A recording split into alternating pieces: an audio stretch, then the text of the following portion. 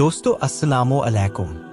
हजरत खालिद बिन वलीद वो खानदाने कुरैश के बहुत ही नामवर लोगों में से हैं। उनकी वालिदा हजरत बीबी लुबाबा सुगरा उम्मुल मोमिनीन हजरत बीबी मैमुना की बहन थीं।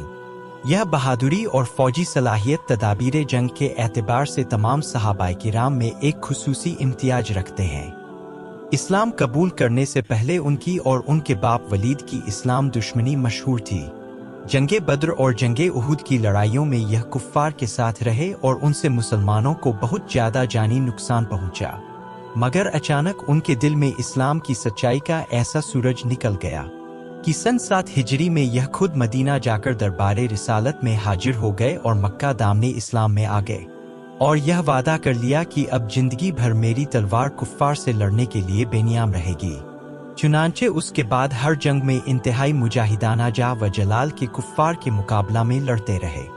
यहाँ तक कि सन 8 हिजरी में जंग मीता में जब हजरत जैद बिन हारिसा, हजरत जफर बिन अबी तालिब व हजरत अब्दुल्लाह बिन वाहा तीनों कमांडर ने यके बाद दीगरे जामे शहादत नोश कर लिया तो इस्लामी फौज ने उनको अपना कमांडर चुना और उन्होंने ऐसी जांबाजी के साथ जंग की कि मुसलमानों को फतह मुबीन जीत हो गई। और उसी मौका पर जब यह जंग में व्यस्त थे हुजूर अकरम ने मदीना मुनव्वरा में सहाबा के एक जमात के सामने उनको सैफुल्लाह अल्लाह की तलवार के खिताब से सरफराज फरमाया।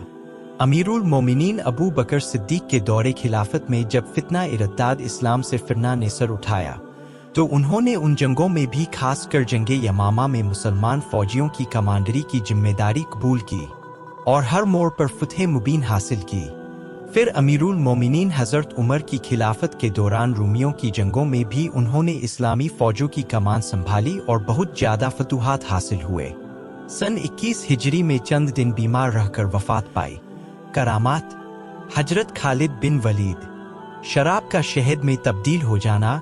हजरत खीमा रजी अल्लाह कहते हैं कि एक शख्स हजरत खालिद बिन वलीद के पास शराब से भरी हुई मशक लेकर आया तो आपने यह दुआ मांगी कि या अल्लाह उसको शहद बना दे। थोड़ी देर बाद जब लोगों ने देखा तो वह मरक शहद से भरी हुई थी।